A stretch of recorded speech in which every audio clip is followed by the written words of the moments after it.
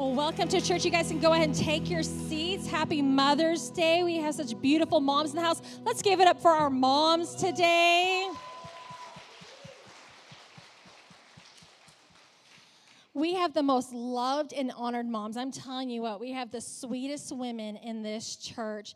And if I haven't met you, my name is Rachelle Richner. My husband and I pastor the church. We have 4 children. We're a blended family. Our 2 older girls are married and out of the house. And then we have 2 younger children that are still in the home.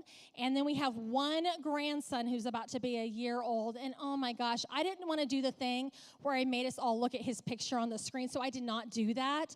But I was so tempted. I'm like, I've got the mic. Like, I can do whatever I want. Like, because he's just that cute. He's got black curly hair and blue eyes. And you just couldn't picture a sweeter baby than he is.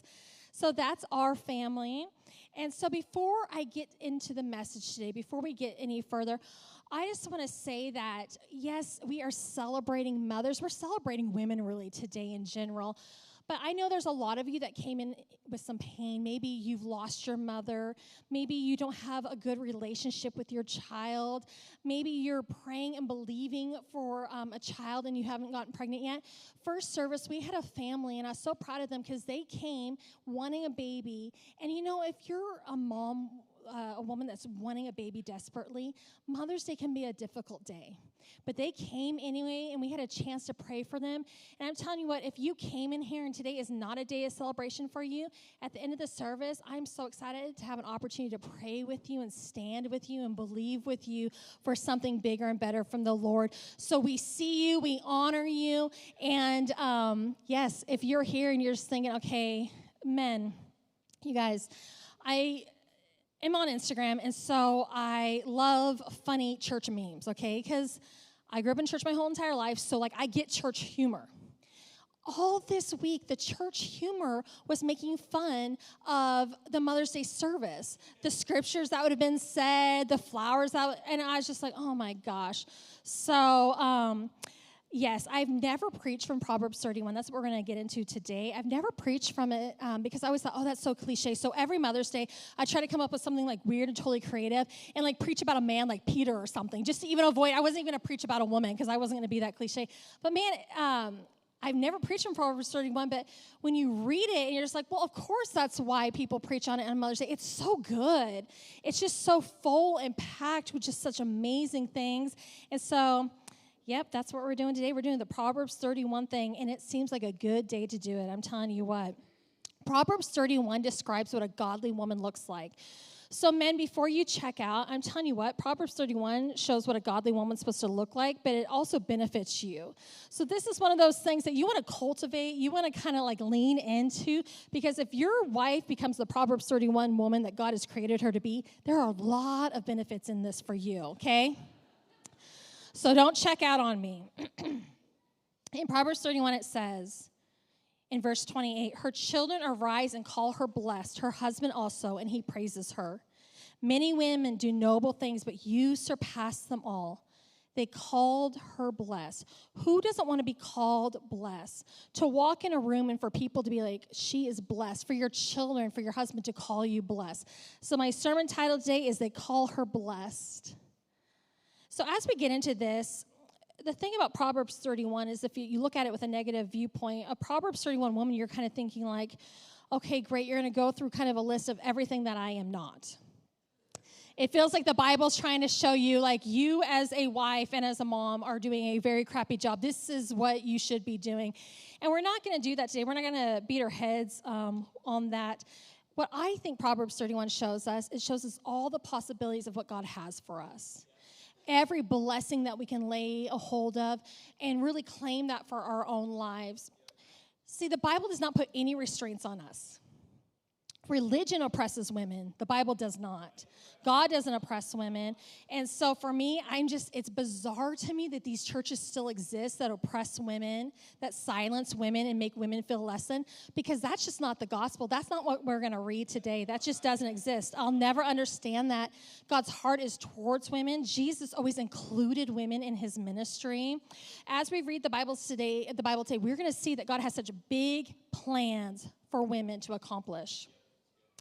So for all of us, when I say godly woman, again, like I said, I grew up in church my whole life, so I have a really specific picture of what I think a godly woman looks like. A couple of them are, to me, if you're saying, like, oh, she's a godly woman, I'm just kind of picturing a woman with 7 kids, because, like, she planned the perfect number, the number of completion, 7 children, and she likes to pickle all the time. A pickler. That's a godly woman. Or I picture, a woman in church that plays the piano, smiles all the time, which is one of my pet peeves in life. I just don't understand it. I wish I had it, but I just don't understand how people do that. That smiles all the time and has, like, ungodly amounts of jewelry on. That's what I picture when I picture, like, a church mama. When Aaron and I got married, because he's a musician, everyone would be like, oh my gosh, what instrument do you play? Assuming I played the piano. It was so offensive to me. No, I do not play the piano. I tell them, I'm like, I'm not musical at all, like in any way. Like, this was not a prerequisite to get married. So today what we're going to find is the Proverbs 31 woman breaks all those preconceived notions and ideas, and like the Bible just blows it wide open for us. And some of those pictures that we have of this is what a godly woman should do or shouldn't do, a lot of that is not found in the Bible. That's just religion. And so today we're going to see, what does the Bible say about women? So we're going to get into it here, Proverbs 31, 10 through 30. A wife of noble character who can find? She is worth far more than rubies. Her husband has full confidence in her and lacks nothing of value. She brings him good, not harm, all the days of her life. Say, I told you, man, you would like this. I found it so funny that in Proverbs 31, harm, to bring someone harm, that seems such a violent and dramatic and aggressive word here in this text. So a good woman is not going to bring you harm, but a bad woman, she's going to bring you some harm. Like, that is scary. So for you boys in the front row, when you're picking your wife, now you know. You don't want a woman that's going to bring you harm. That's scary. That'll keep you up at night.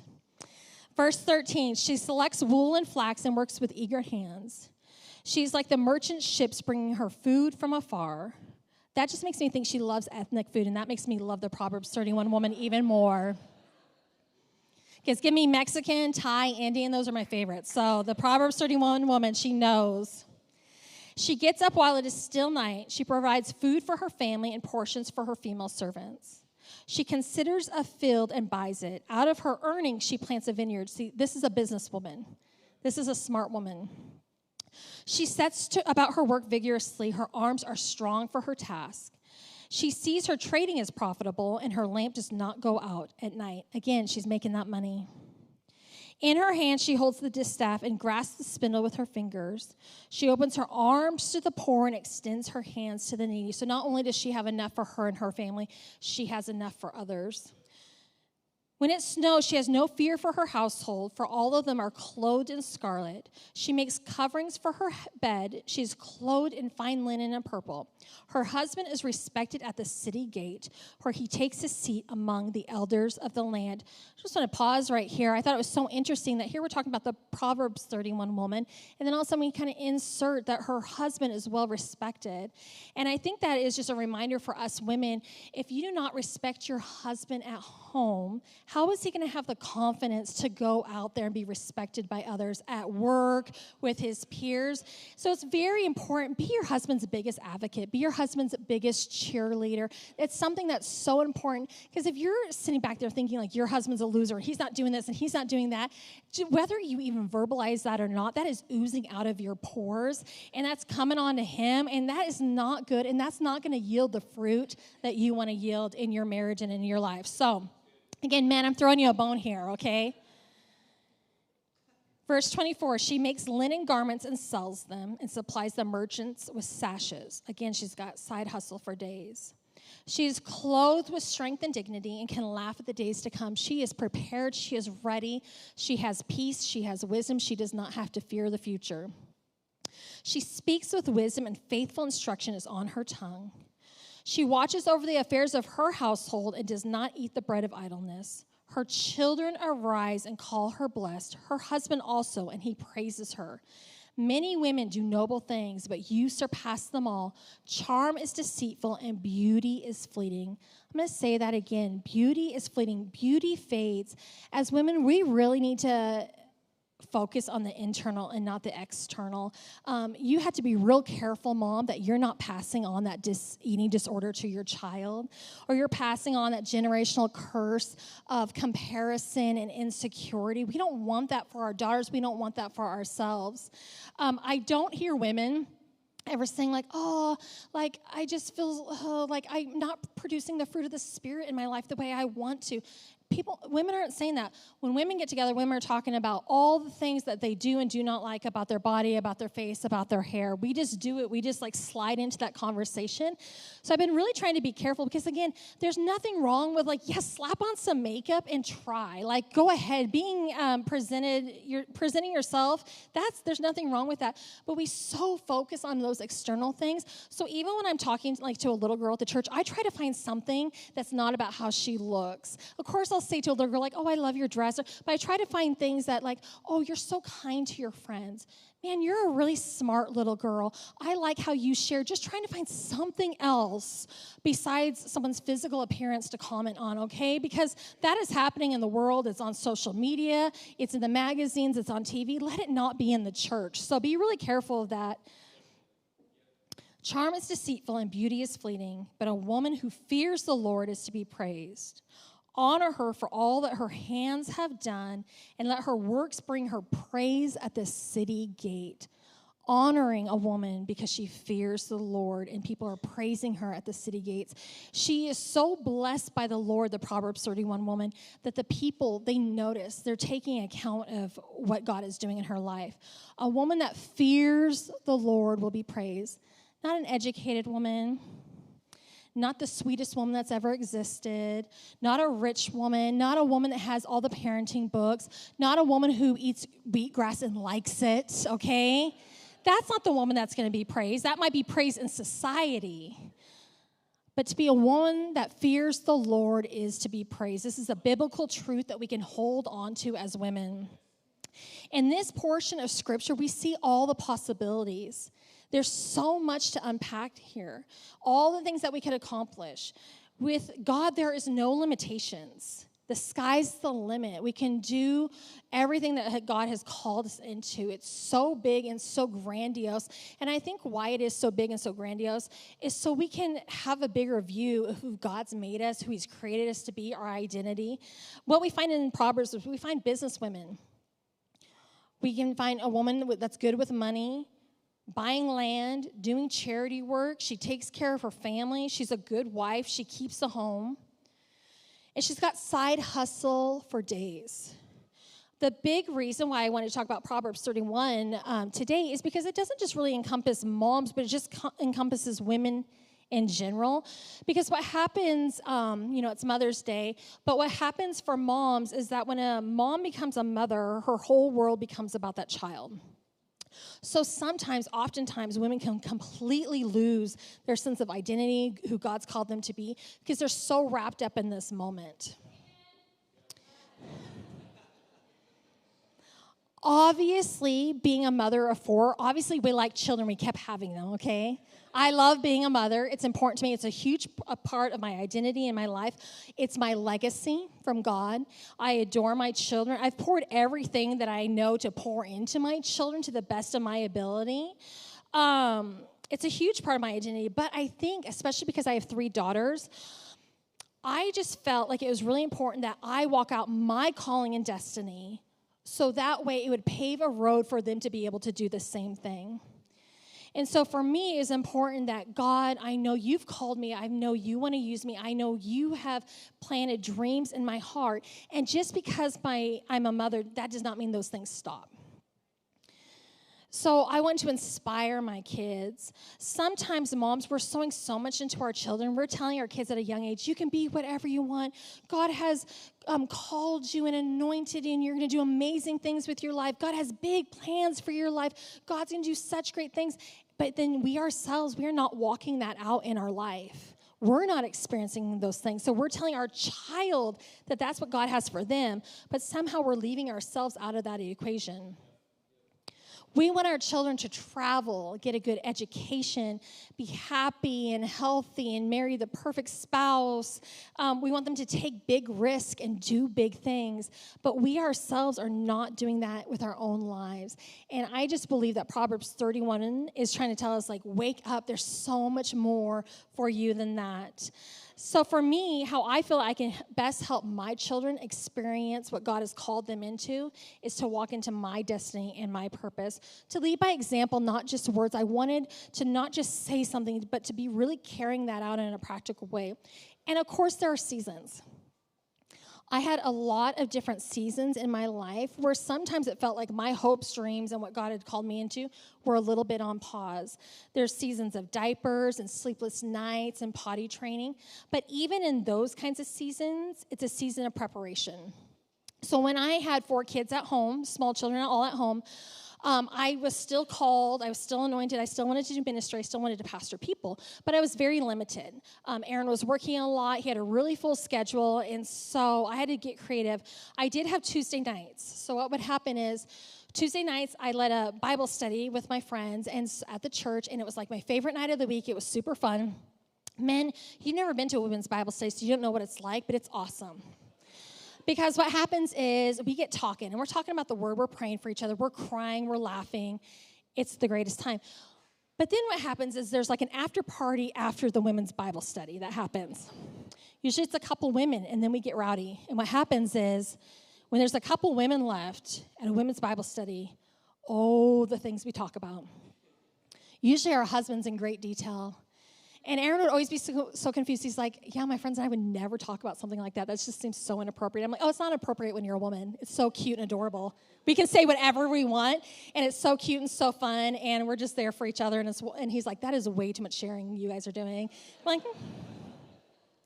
So I had Tuesday nights where I was just like, okay, God, I got Tuesday night. I'm going to pour into this. I'm going to minister to these women. I'm going to, iron sharpens iron. I'm going to get ministered to. I love Tuesday nights. And then beyond that, I had to get very creative. So if I wanted to hang out with women, sew into women, build relationship, it was always at a park. Because they'd have kids, I'd have kids. We'd take picnics, we'd take our little lunches, and we'd go to a park. So that way the kids could run wild, kind of more in a safe environment, and we still could have conversation and talk. Because, maybe 1 or 2 kids, like you can kind of manage, but when I had 4, so they were just wild. So they were all over. So I had to go to a park. And then I remember Heidi Hunt and I, we were planning the whole season of groups ministry here at the church. This was in the early days. I didn't have a computer. And neither did she, and we had like 8 kids between the 2 of us. And so for us to have a meeting to get this accomplished so everyone at the church could have groups, we met at Jump for Joy while the kids were playing. That was where we had our meeting. I've had meetings at McDonald's, Playland. I've gotten creative. Because I'm like, you know what, God, I'm not going to give any excuse to kind of stop up what you have for me. And so even though this feels kind of like I'm inching along and I'm not really doing to the fullness of what I feel like I'm really called into, I can still prepare. I can still do something. So those years, I was just always trying to do something for God. And I'm telling you what, God is a God where he can do anything in a short amount of time. He makes up for lost time. You don't have to worry about that. So for me, pastoring is what I was called into. But we all have different callings and destinies and different dreams that God has in his heart for us. So for some of you, that might mean you need to go to NIC and take a couple night classes. Or you might need to work really hard for that promotion at work. Or maybe give yourself some space in the garage to be creative and just kind of create and do what God has called you to do. Maybe that means homeschool your children. Maybe it's volunteering at a shelter or starting a business. I don't know what God has put in your heart, but what I do know is that if he has put it in your heart, he's going to help you accomplish that dream that he has put there. So I don't know your assignment, but God does. I'm telling you what, wherever you are, whatever you're doing, let God move you forward. And again, you might feel like you're inching along and you're just trying your hardest. That's perfect. Keep doing that, okay? Don't waste any season. I don't want to look back at a season and be like, oh, I regret that. I could have done this or I could have done that. See, when you're a stay-at-home mom, you can pray under your breath all day long and no one hears you, no one thinks you're crazy. And it's totally fine. So yes, it was chaotic in our home, but actually I had a lot of time to pray, to think, to really meditate on God's word. It was a wonderful season for me. God can make up for lost time. So again, yes, you might be inching along and you might be doing it with a baby on your hip, but you're still moving the ball forward. I believe that God is calling moms into more. I believe when we read Proverbs 31, that it doesn't condemn us, but it kind of convicts us. Like, God, do you have something more for me than what I'm currently doing? Do I have something more at work that I need to be doing? Do I have some relationships I need to pursue and add into my life? Like, God, what do you have for me in this season, in this time right now that I should be doing that would bring glory and honor to you? Being a mom is a blessing, but I believe there's so much more than just even that. Be active in your kids' schools. Serve in your church more consistently. Get involved in local politics. Gain more influence at work. Work really hard to become emotionally and mentally healthy for your children so you don't pass on that generational junk. Whatever it is, do it in reverence to the Lord, for his glory, and I'm telling you what, he will touch those moments. When I read Proverbs 31, I believe that God is calling us into more. Can you imagine if the moms started to rise up and claim some territory? I'm telling you what, I look around at this world and I think, I just don't think that would be if there were some moms in that room. I don't think that would have happened. Like, moms have common sense. I don't think that bill would have been passed or this thing would have happened or that thing would have happened if there were some godly moms in the room. Can I get an amen? There's time. It's time for the godly moms. They need to rise up and take their rightful place. Get in there. Because I'm telling you, there's something about a mom. They're so sweet, kind of nurturing. They might even bring you cookies. But they know. I mean, telling you, a mom, the anger of a mom is quick, it's fast, and she'll put you in your place. We need some more of that. Just some common sense. Get on that school board and be like, this is stupid. Because you're a principal that has no children. You don't know anything, but I do. If the moms were to rise up in our church, in our families, in our communities, I can't imagine what it would look like around here. We need to take back ground. I feel like that is our call. That's what Proverbs 31 is telling us, is that there's more. We had to increase. And I'm telling you what, because obviously the Proverbs 31 woman, she is not lazy. And sometimes I feel like, man, I have like a low threshold for like pain, discomfort, like just working like a dirty dog. Like, I don't like that. That is not something that seems appealing. When I read the Proverbs 31 woman, I'm thinking, like, she's just constantly working. But I'm telling you what, again, it's not to condemn, but it's to say, can you do more? Do you have more in your spirit? Like, if you have a lot of love in your heart for your child, maybe some of that could spill on another child. Maybe what you are doing at home that's so great, you could teach somebody else. There's always more for us. So how do we answer that call? How do we walk in God's will? How do we know God's will? How do we lead by example? Today, I want to just pull out 3 different ways that I believe that we can really walk into our destiny and become the woman of God that he's called us into. So number 1, priorities. You guys, last service I said priorities so many times, I just couldn't even say it anymore. I had to come up with creative ways how to say it because I'm like, I can't say this word one more time. It just was not flowing off my mouth. If you're a Proverbs 31 woman, you have to prioritize. You have to know what is important now, what is important later, and how you should get those accomplished. You have to have goals. You have to write it down. You have to know, okay, what is God calling me into now? So right now, I'm not in a season where I'm at home taking care of a bunch of children.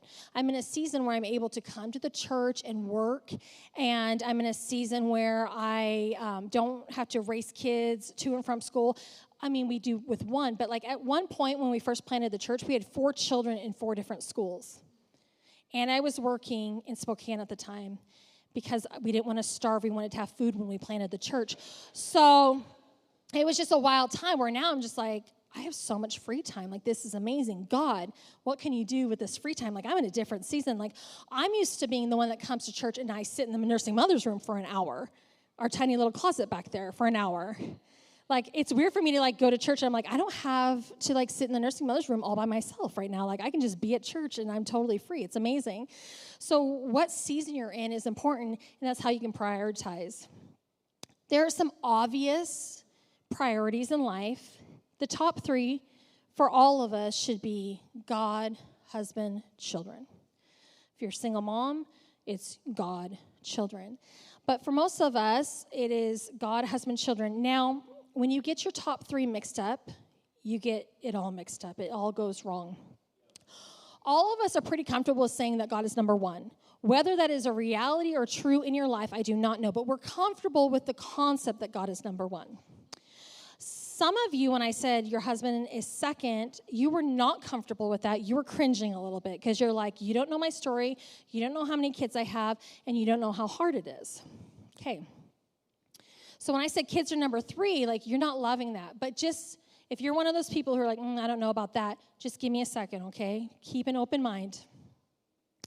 Genesis 2:24 says, that is why a man leaves his father and mother and is united to his wife, and they become one flesh.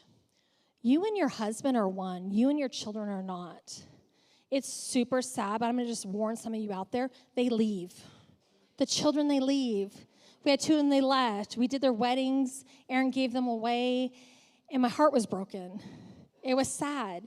It's just a different season. Now, when we go to McDonald's, it's a lot cheaper. And I do love that. That's a wonderful benefit of only having 2 kids at home instead of 4. But it's sad. They're in a different season. They're with their spouse doing their thing. You and your husband are one. We need Christ-centered homes, not children-centered homes. And there is a lot of pressure in our culture to create a child-centered home where our husband is definitely at the bottom of the list and the children are everything. Honestly, in most homes in America and most couples that I meet and talk with, the children are above God. You might not ever say it because that's not a concept you'd want to say, but it shows in people's actions and deeds. When soccer and ballet become more important than church, you're just saying something there. You're saying something to your child. I ran into a girlfriend. We had grown up in a youth group together, and she was kind of complaining. Her and her husband didn't go to church. She didn't marry a believer, and her and her husband weren't going to church. And she's like, oh, remember when we were at church? And, we'd be at church on Wednesday night and Sunday morning and Sunday night. We did a lot of church growing up as kids. I loved it. It was my favorite thing ever. And I'm just kind of listening to her, and I'm just letting her talk, and just FYI, her life's just kind of a shambles. Things aren't going well. And I'm just kind of thinking, you're so, down with how your parents raised you. But, they did a beautiful job. And then she goes on to tell me that her daughter, who's 3, she's in ballet every single night of the week. But she said this with such great pride and joy. And I was just thinking to myself, that's so interesting to me that you would be really opposed to having your child at church on Sunday. Because, it's family time. But every night, after preschool, when you've worked all day, she's all night, she's just ballet all night long. And I thought it was funny and interesting. And I'm like, yeah, I don't think she's, I was looking at the girl. I'm like, I don't think she's going to be in the ballet anytime soon, okay? We're not New York. It was Spokane. Is she going to be a famous ballerina? I don't know. But I'm like, man, you're robbing her of the chance to be able to experience the presence of God, to know other Christian children, to be able to worship and ask questions, and just you're robbing her of all that amazing stuff that we had as kids. And I'm like, I can't understand that. And I don't know how the fruit of that will look in this child's life, but to me, that's just a warning sign. Why? So yes, my girlfriend, she would 100% say, God is number one in my life. But how she was living and how she was raising her child, there was just no fruit of that I could see. So, trust me when I say it is a benefit to your child that you have a healthy, happy marriage. A good marriage passes on a generational blessing. I want to pass on a generational blessing to my children that know our marriage was not perfect, but we are always pursuing God together and trying really hard. And hopefully that instills something in my children. Now, if you come from a broken home or you're a single mom or there's brokenness in your family, trust me, God comes in like a wave. He redeems all of that. He fills in those gaps. There's no shame or condemnation. God heals. He restores. He's a father to the fatherless. He just comes in like a flood. So I never want to put that on anyone. I remember as a single mom, and, I loved Mother's Day because I love my kids. But I remember just thinking, I don't want to sit in a sermon and just hear about how a really great marriage and home and family looks like when I myself am not currently experiencing that. But instead of being bitter, I just kind of pushed through, and I just thought, no, God, you do have more for me than that. You have more. So for our single moms, and families that come from brokenness, God restores that. God heals that. You don't have to worry about that. You don't have to carry that burden. God takes care of that. But obviously, the goal is to have a happy, healthy marriage, and that is just a blessing to the kids. Date night does not take away from your child's happiness. You and your husband saying, hey, you're going to bed early so we can watch a movie is not going to shatter your child into a million pieces, okay? They'll survive. The most important relationship you will ever have on this earth is the one with your spouse. Your kids are going to be third. And again, like I said, like they leave you. They leave. So then you'll realize, like, you better like your spouse because it's just you and him for the rest of your life. We do not want to be child-centered. Don't let a teenager wedge into your marriage. Don't let a teenager wedge in between you because they will. Given the opportunity, they will do that. Don't keep secrets from your husband and cover for your children. So many moms over the years I've met that honestly, not only are they covering up stuff that their children are doing, they're helping to participate in sin and different things with their kids without their spouse knowing because they want their kids to like them. It does not matter if your child likes you or not. It matters if you're raising them up in the ways of God. That's what matters. That's what counts. And then we have to remember, too, don't pour everything that you have into your children all day long and have nothing left to give to your husband at night, okay? So what sometimes you need to do, instead of making that 5-course dinner with organic meat and grain-free and gluten-free and dairy-free, instead of doing all that, sometimes you had to put a pizza pocket on a paper plate and call it good so you have a little extra to give at night, okay? Now, I'm keeping it PG-13, number one, because these poor boys in the front row. But number two, because Pastor Eric, the worship leader, if we get in staff meeting on Tuesday, he'll be like, I don't like when you talk about sex from the pulpit. And because he said that and because he hates it so much, it makes me want to do it all the time. So I knew I was going to sneak that in somewhere. So what do your priorities look like? Is God your number one priority? Sometimes you just kind of have to take a look at your checking account, and you have to look at how you spend your time and the things you talk about and think about, and you'll know if that's true or not. So you have to prioritize everything in your life if you're going to achieve what God has called you into. So for me personally, it goes God, husband, kids, ministry, calling, the church, which goes hand in hand with God, friends and extended family. My girlfriends know, I don't have a lot extra to give.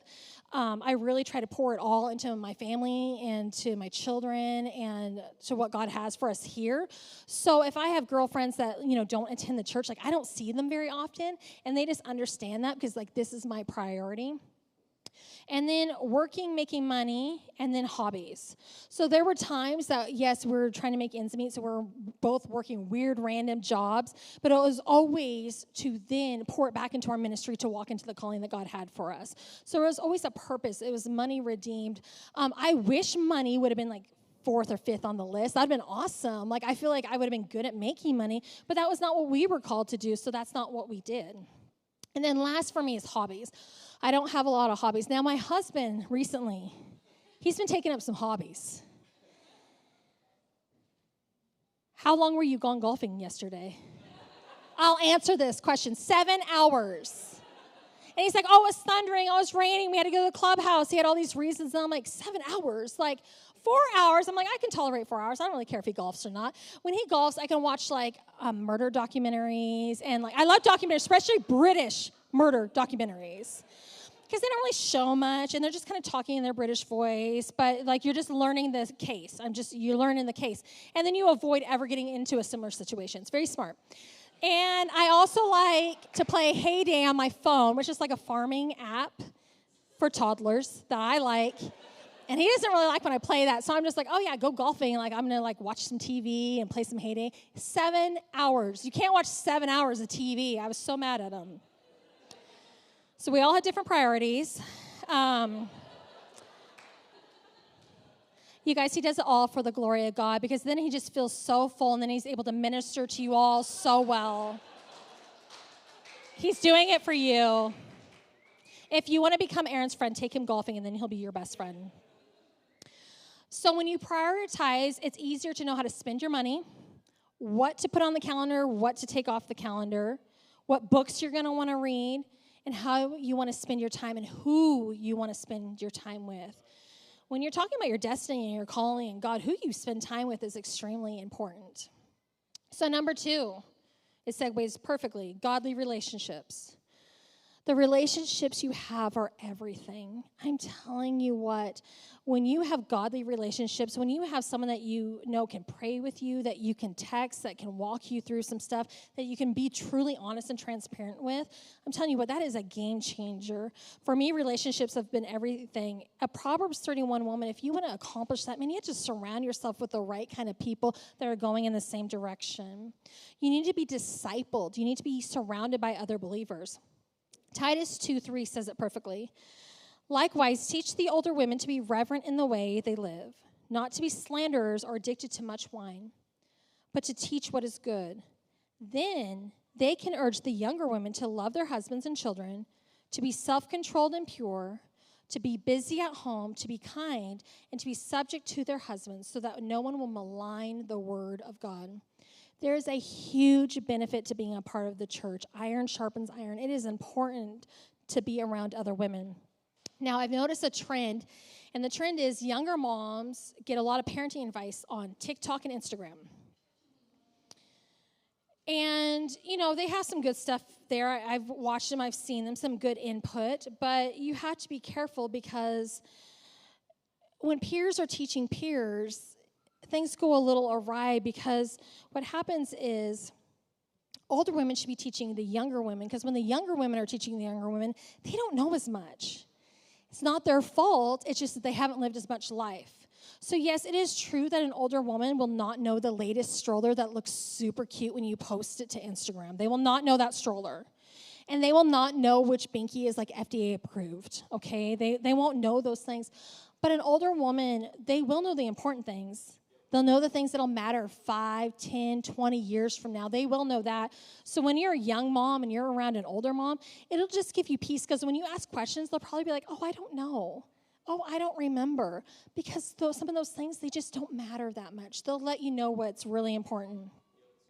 I was at a birthday party a couple years ago, and it was for a little girl, and so we, lots of younger children, and I'm talking to a younger mom, and she had like a maybe 2-year-old daughter, and then like maybe an infant, and she was just going off. I mean, she was telling me I shouldn't vaccinate, and I should unschool, and what was funny is like she didn't know what I was doing. She didn't know what kind of education I had my children in. She didn't know if I vaccinated or not. She didn't know anything about me, but she's just telling me what I should be doing as a mom, and all this stuff, and it was so off-putting to me. And I thought, that's so interesting. I must be getting old, because back in the day when I'd have a young mom, like, you need to do this and you need to do that. I'd have been taking notes. I'd have been like, oh my gosh, like I need to do all these things. Like, I didn't know I needed to do that. Do I co-sleep? Do they sleep in their bed? Like, I didn't know. Like, so you're just like, but then with this girl, I was like, oh, how funny, I'm getting old, because like what she's saying is just so off-putting. Because I'm like, right now you have seeds. You have small children. You haven't bore any fruit. You don't know if these philosophies and these theories and everything you're saying is going to work or not. You don't know. And I just thought it was so funny. I'm like, it's so arrogant, because I'm like, here I raised like multiple children, older children, and she wasn't asking me questions. She was telling me like, you should do this and you should do that. And I'm like, that is just so the signs of the times. Just that arrogance. We really, we hold in high esteem youth and younger culture, which I love because I love young people. But then at the same time, we're really dishonoring some of the older women that can actually really speak life into your situation and really help you. And then you wouldn't have to compare, and you wouldn't have to feel guilty, and you wouldn't have to feel shame. Like, mom shame is real, and this girl had it thick. Like, she was just going for it, and I'm like, who are you? Like, this is crazy. I haven't experienced this before. So again, we need to have friends of all sorts of different ages and coming from all sorts of backgrounds. And that's why I love the church, is because there's so many different people in the church. It's a picture of what heaven's going to look like. So surround yourself with maybe some older women that can help you. And then also, if you're an older woman, mentor some younger women. They would love that. It'd be awesome. We need to ask more questions and give less advice. We have such strong opinions of what a wife should be and a woman should be and what a mother should be. And it's putting undue pressure on people. And a lot of it that we're telling people is just not even biblical. So we need to stop doing that. Of course, if there is someone that you admire or that you're on a similar path with, please ask them for coffee. Bring them over to your house for dinner. Like, go for a hike. At the Cause Church, if this is your church home, make some friends in it. Build some relationship with people. Because sometimes we're like, oh, yeah, I'm in community. But are you really?